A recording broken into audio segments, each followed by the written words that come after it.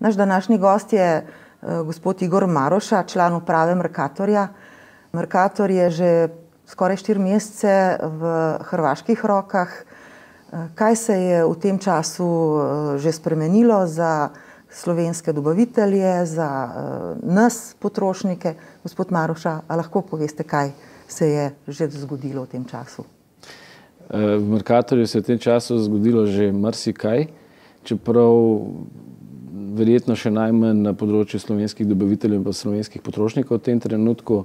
Mercator na slovenskem trgu še vedno nastopa kot vodilni slovenski trgovec, široko ponudbo lokalnih izdelkov in glede na to, da potrošniški trendi kažejo, da seveda potrošnik slovenski to zna ceniti, bo tako v prihodnje tudi ostalo. Sicer pa ostale spremembe, ki se dogajajo, so povezane z bistveno večjo finančno stabilnostjo Mercatorja, se je hkrati z prevzemnim procesom potekal tudi proces prestrukturiranja dolgov in zadnja faza tega procesa je bila dokapitalizacija na skupščini, ki je bila ta teden, kar dejansko pomeni, da, kot sem omenil, je Mercator bistveno bolj finančno stabilno podjetje in da s tem seveda predstavlja tudi boljšega partnerja tudi slovenskim dobaviteljem.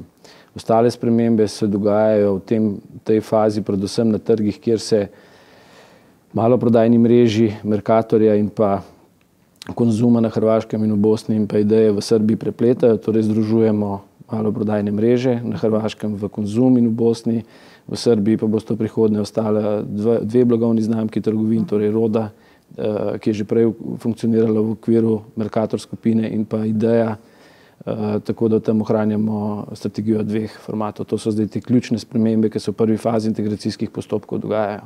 Na Hrvaškem je že opaziti, vsaj v Istri, kjer je veliko Slovencev, da nekatere trgovine Mercatorjeve dobivajo novo zunanjo podobo, nekje tudi sprememb v notranjosti že. Ni več Mercator velikih napisov, ampak Konzum. Ne pa na vseh. Kako to? Ta proces je bil v prejšnjem tednu zaključen. Torej vse tiste trgovine, ki so v skladu z odločbo Hrvaške agencije za varstvo konkurence lahko prešle v Konzum, so tudi prenešene v Konzumovo maloprodajno mrežo.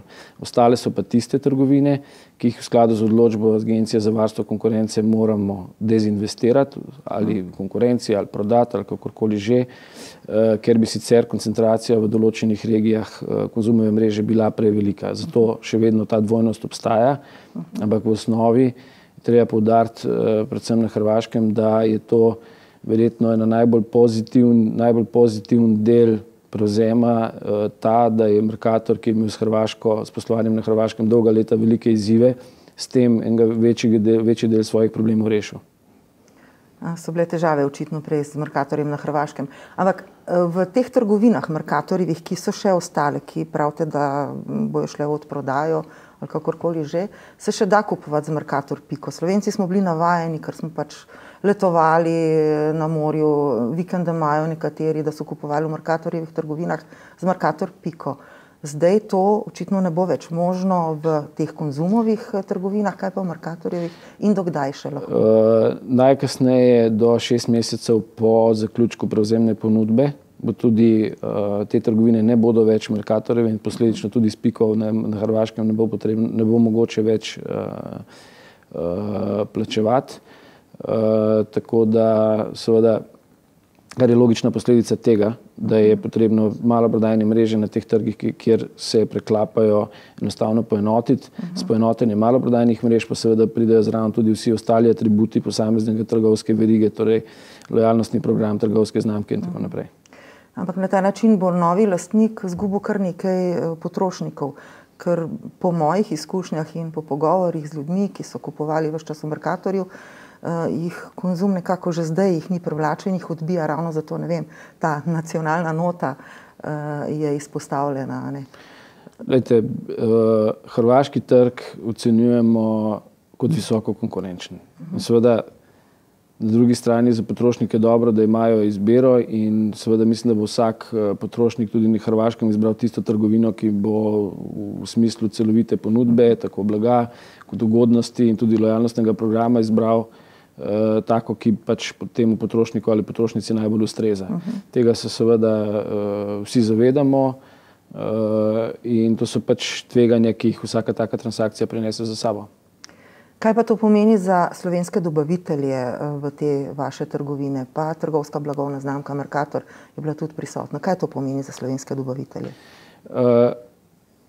V smislu sortimenta trgovin, ki so bile na Hrvaškem prevzete s strani Konzuma, velja poudariti, da ni celoten sortiment, bom rekel, prilagojen Konzumovi ponudbi, ampak se je pristopilo k temu na način, da se oblikuje tako imenovane najboljša stvar od obeh trgovcev. Tako da najbolj prodajane izdelke, tudi tiste, ki so v Mercatorju bili, v Konzumu pa ne, v teh trgovinah ostajajo.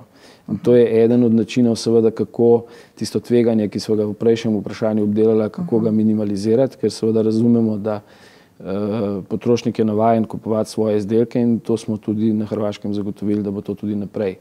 Tudi nekateri izdelki trgovske znamke ostajajo do nadaljnega, seveda. Tako da tega se zavedamo in temu smo pristopili na ta način. A tudi v teh Konzumovih prodajalnah? Kot sem rekel, do nadaljnega, dokler bo pač to potrebno, bodo te trgovske znamke ostale. Tako da v tem smislu slovenski dobavitelji v tem trenutku ne bi smeli imeti izziva s tem, ker če se izdelki dobro prodajani, ker sicer velja za vse trge, če je izdelek dobro prodajan, če je dobro percipiran pri potrošnikih kot kvalitetni izdelek po pravi ceni, tukaj ne bi smeli biti posebnih izzivov. Se že kaj pogovarjate z dobavitelji, zdaj bo nov krog sklepanja pogodb, kakšna so izhodišča za ta pogajanja oziroma pogovore, jim to poveste, kako in kaj je zdaj z novim lastnikom, kaj se spreminja, kaj je za njih dobro ali pa slabo, kaj so recimo prednosti, ki jih izpostavljate? Prednosti, ki se izpostavljamo, so predvsem naslednje. Obe trgovski skupini, bom tako imenoval, se pravi Konzum z svojimi operacijami na Hrvaškem, Bosni, Hercegovini in Srbiji, kot tudi Mercator s svojimi operacijami v Sloveniji, Hrvaškem, Bosni, Srbiji in Črni gori, sta imela seveda veliko prednosti, ampak predvsem na domačem tržišču. Obe skupini sta imela na svojih tako imenovanih tujih tržiščih, se pravi Bosni in Srbiji, precej izzivov. In ravno tako je imel precej izzivov Mercator tudi na Hrvaškem. Zakaj? Zaradi tega, ker nobena od teh verig na teh trgih ni uspela dosegati ustreznih ekonomij obsega, pri katerih bi lahko predstavljala dovolj visoko raven tudi stabilno za svoje poslovne partnerje. In potem pridejo seveda težave v povezavi z likvidnostjo, tržno močjo, uspešnostjo in tako naprej. Bistvena prednost je, da z novo trgovsko skupino nastajajo tržni vodje na vsaj 4 trgih, ki predstavljajo pa hkrati tudi močno regionalno platformo za vse dobavitelje v regiji. Poudarjam vse, tako slovenske, kot hrvaške, kot srbske, kot dobavitelje iz Bosne in Hercegovine. Bistvena prednost seveda za dobavitelje predstavlja, ker lahko praktično z eno trgovsko skupino dosežejo v bistveno krajšem času večje prodajne rezultate, seveda s pravilnim pristopom, pravim produktom, blagovno znamko, marketingom, kot pa je bilo to mogoče prej. In tudi v smislu finančne stabilnosti celoten ta proces prinaša velik korak naprej. Naslednja pozitivna stvar je, da seveda tako velika trgovska skupina predstavlja seveda tudi večji potencial za nadaljnjo rast. Če si predstavljamo, da prej smo se ukvarjali z problemi svoje majhnosti na nekih nedomačih tržiščih, se danes ukvarjamo s tem, kako svojo tržno pozicijo na posameznih tržiščih se izboljšati, kar je seveda dobra novica za dobavitelje. Če imamo danes 100 metrov polic in bomo imeli jutri 120 metrov polic pri isti strukturi sortimenta, pomeni, da bodo naši partnerji skupaj z nami tudi rasli. In to je seveda naslednja dobra novica, ki jo predstavljamo našim partnerjem. In mislim, da so to zelo pomembna sporočila za njih in ocenjujemo, da ves ta proces predstavlja za dobavitelje v resnici veliko priložnost. Kaj pa plačilni roki? Znano je bilo in je še, da Agrokor ima zelo dolge plačilne roke. V Sloveniji smo sprejeli zakon, ki uzakonja skrajševanje teh rokov. Vi ste zdaj nekako dvoživka na nek način, ker ste v večinskem hrvaškem lastništvu, pa vendarle tudi trgovec na slovenskih tleh. A se tukaj kaj spreminja za dobavitelje in na drugi strani za vas, trgovca? Glejte, moramo vedeti, da tudi Mercator je imel izzive za likvidnostjo v času prestrukturiranja svojih dolgov, ker je imel izrazito neugodno razmerje med dolgovi in pa dobičkonosnostjo.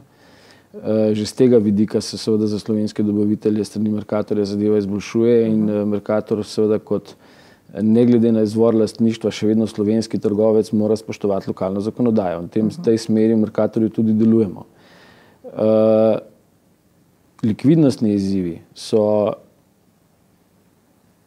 izzivi, ki so, bom rekel, lastni praktično vsem trgovskim ali pa lokalnim, regionalnim trgovskim verigam, razen kapitalsko močnim tujim verigam. Torej, podobne izzive naši dobavitelji imajo tudi pri manjših hrvaških drugih verigah, ravno tako v Bosni in ravno tako v Srbiji. Torej, na eni strani gre za problem trga kot takega, šibke gospodarske moči, prestrukturiranje bank v Sloveniji, tako da to je treba postaviti v širši kontekst. Vsekakor je tako Mercatorju kot Agrokorju in Konzumu jasno, da stabilen partner je lahko samo finančno stabilen partner. In po končanju vseh procesov finančnih prestrukturiranja in tako naprej je seveda tudi naš cilj ponuditi večjo stabilnost na tem področju.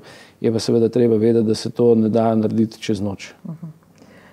Ste vašim novim lastnikom povedali za te plačilne roke in za te zaveze, ki so nekako tudi vaše skupne zaveze zdaj? Seveda. Koordinacija z novimi lastniki je zelo intenzivna na zelo velikih področjih in seveda upravljanje s finančnimi sredstvi, plačilni roki so eno od ključnih tem. Tako da tukaj ni izzivov s tem povezanih. Torej, je bil strah dobaviteljev, slovenskih dobaviteljev odveč ali ne? V tem trenutku je odveč. Mercator je celo na svežih programih skladno z sprejeto zakonodajo skrajšal roke plačila, investiral likvidnostna sredstva dodatno v to, pri čemer nismo podaljševali plačilnih rokov ostalim dobaviteljem. Tako da absolutno se je situacija v Sloveniji že zboljšala. In takšne cilje imamo tudi naprej, seveda ob upoštevanju, da te spremembe ne morejo v celoti se zgoditi čez noč. Pomembno je povedati, da se je denarni tok iz poslovanja na osnovi finančnega prestrukturiranja, dokapitalizacije in vseh ostalih ukrepov v Mercatorju pomembno izboljšal, vendar izhajamo seveda iz slabe osnove, ki so se zgodile v času finančnega prestrukturiranja in tako naprej. Zato je tudi zakonsko prehodno obdobje določeno. Tako. Gospod Maroša, najlepša hvala za pogovor. Tudi vam.